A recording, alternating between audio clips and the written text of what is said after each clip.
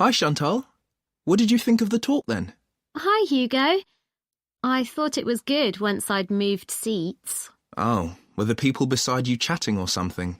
It wasn't that. I went early so that I'd get a seat and not have to stand. But then this guy sat right in front of me and he was so tall. It's hard to see through people's heads, isn't it? Impossible. Anyway, to answer your question, I thought it was really interesting, especially what the speaker said about the job market. Me too. I mean, we know we're going into a really competitive field, so it's obvious that we may struggle to get work. That's right. And we know we can't all have that dream job. Yeah, but it looks like there's a whole range of areas of work that we hadn't even thought of, like fashion journalism, for instance. Yeah, I wasn't expecting so many career options. Overall, she had quite a strong message, didn't she? She did. She kept saying things like, I know you all think this, but... And then she'd tell us how it really is.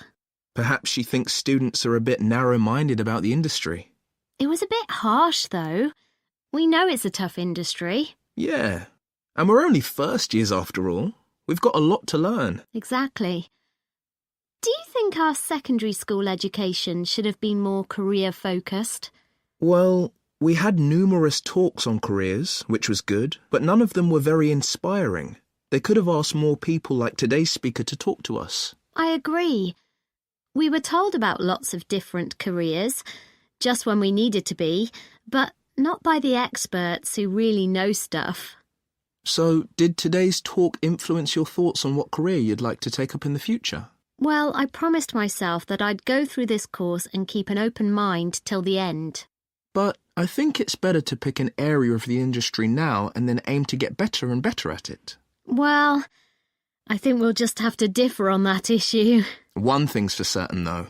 From what she said, we'll be unpaid assistants in the industry for quite a long time. I'm prepared for that. Aren't you? Actually, I'm not going to accept that view. Really? But she knows it's the case, and everyone else says the same. That doesn't mean it has to be true for me. Okay. Well, I hope you're right. I thought the speaker's account of her first job was fascinating. Yeah. She admitted she was lucky to get work being a personal dresser for a musician. She didn't even apply for the job, and there she was getting paid to choose all his clothes. It must have felt amazing. Though she said all she was looking for back then was experience, not financial reward. And then he was so mean, telling her she was more interested in her own appearance than his. But she did realise he was right about that, which really made me think. I'm always considering my own clothes, but now I can see you should be focusing on your client. She obviously regretted losing the job. Well, as she said, she should have hidden her negative feelings about him, but she didn't. It was really brave the way she picked herself up and took that job in retail. Fancy working in a shop after that? Yeah, well, she recommended we all do it at some point. I guess, as a designer, you'd get to find out some useful information, like how big or small the average shopper is. I think that's an issue for manufacturers, not designers. However, it would be useful to know if there's a gap in the market, you know? An item that no one's stocking, but that consumers are looking for. Yeah, people don't give up searching. They also take things back to the store if they aren't right. Yeah. Imagine you worked in an expensive shop and you found out the garments sold there were being returned because they fell apart in the wash. Yeah, it would be good to know that kind of thing. Yeah.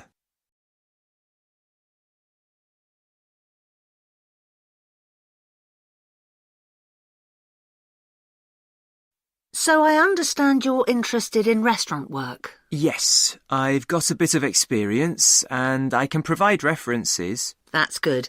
I can check all that later. Now, Milo's restaurants have some vacancies at the moment. They're a really good company to work for. Lots of benefits. All right. Yes. They've got a very good reputation for looking after staff. For example, all employees get training, even temporary staff. Oh, really? That's quite unusual, isn't it? Certainly is. And do staff get free uniforms too? You just need to wear a white t-shirt and black trousers, it says here, so I guess not. But another benefit of working for a big company like this is that you can get a discount at any of their restaurants. Even at weekends? No, but you'll be working then anyway. Oh, yes, I suppose so. Most of their restaurants are in the city centre, aren't they?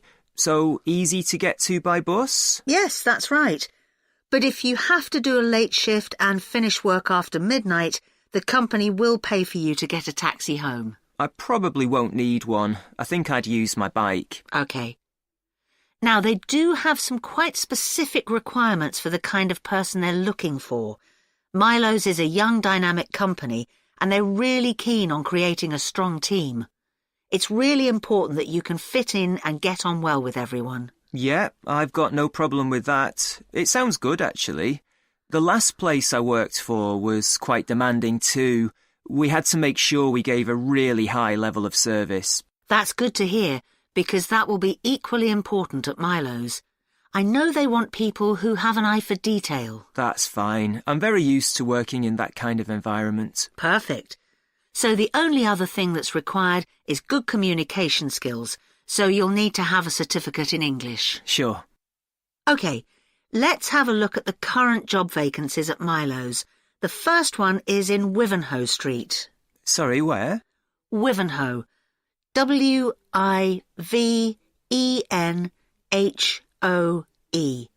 It's quite central, just off Cork Street. Oh, right.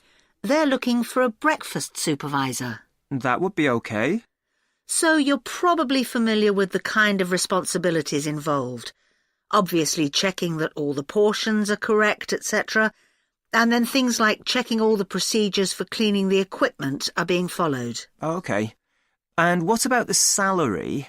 In my last job, I was getting £9.50 per hour. I was hoping to get a bit more than that. Well, to begin with, you'd be getting £9.75, but that goes up to £11.25 after 3 months. That's not too bad. And I suppose it's a very early start. That's the only unattractive thing about this job. But then you have the afternoons and evenings free. So the restaurant starts serving breakfast from 7 a.m, and you'd have to be there at 5:30 to set everything up. But you'd be finished at 12:30. Well, as you say, there are advantages to that. Now, you might also be interested in the job at the City Road branch. That's for a junior chef, so again a position of responsibility. I might prefer that, actually. Right. Well, obviously this role would involve supporting the sous chef and other senior staff.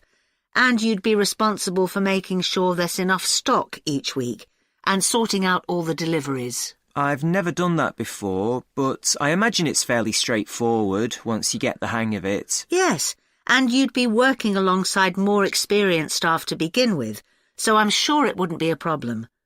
The salary's slightly higher here. It's an annual salary of £23,000. Right. I know that if they like you, it's likely you'll be promoted quite quickly, so that's worth thinking about. Yes, it does sound interesting. What are the hours like? The usual, I think. There's a lot of evening and weekend work, but they're closed on Mondays. But you do get one Sunday off every 4 weeks. So would you like me to send off your CV?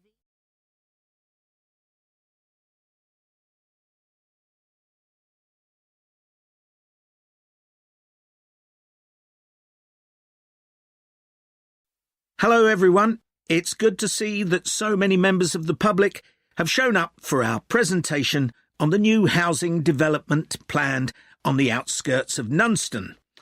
I'm Mark Reynolds and I'm Communications Manager at the development. I'll start by giving you a brief overview of our plans for the development. So, one thing I'm sure you'll want to know is why we've selected this particular site for a housing development. At present, it's being used for farming, like much of the land around Nunston. But because of the new industrial centre in Nunston, there's a lot of demand for housing for employees in the region, as many employees are having to commute long distances at present. Of course, there's also the fact that we have an international airport just 20 minutes' drive away. But although that's certainly convenient, it wasn't one of our major criteria for choosing the site. We were more interested in the fact that there's an excellent hospital just 15 kilometres away, and a large secondary school even closer than that. One drawback to the site is that it's on quite a steep slope, but we've taken account of that in our planning, so it shouldn't be a major problem. We've had a lot of positive feedback about the plans. People like the wide variety of accommodation types and prices, and the fact that it's only a short drive to get out into the countryside from the development. We were particularly pleased that so many people liked the designs for the layout of the development, with the majority of people saying it generally made a good impression and blended in well with the natural features of the landscape, with provision made for protecting trees and wildlife on the site. Some people have mentioned that they'd like to see more facilities for cyclists, and we'll look at that, but the overall feedback has been that the design and facilities of the development make it seem a place where people of all ages can live together happily. OK, so I'll put a map of the proposed development up on the screen. You'll see it's bounded on the south side by the main road, which then goes on to Nunston. Another boundary is formed by London Road on the western side of the development. Inside the development, there'll be about 400 houses and 3 apartment blocks. There'll also be a school for children up to 11 years old. If you look at the south entrance at the bottom of the map, there's a road from there that goes right up through the development. The school will be on that road, at the corner of the second turning to the left. A large sports centre is planned with facilities for indoor and outdoor activities. This will be on the western side of the development, just below the road that branches off from London Road. There'll be a clinic where residents can go if they have any health problems. Can you see the lake towards the top of the map? The clinic will be just below this, to the right of a street of houses. There'll also be a community centre for people of all ages. On the northeast side of the development, there'll be a row of specially designed houses specifically for residents over 65, and the community centre will be adjoining this. We haven't forgotten about shopping. There'll be a supermarket between the 2 entrances to the development. We're planning to leave the 3 large trees near London Road, and it'll be just to the south of these. It's planned to have a playground for younger children.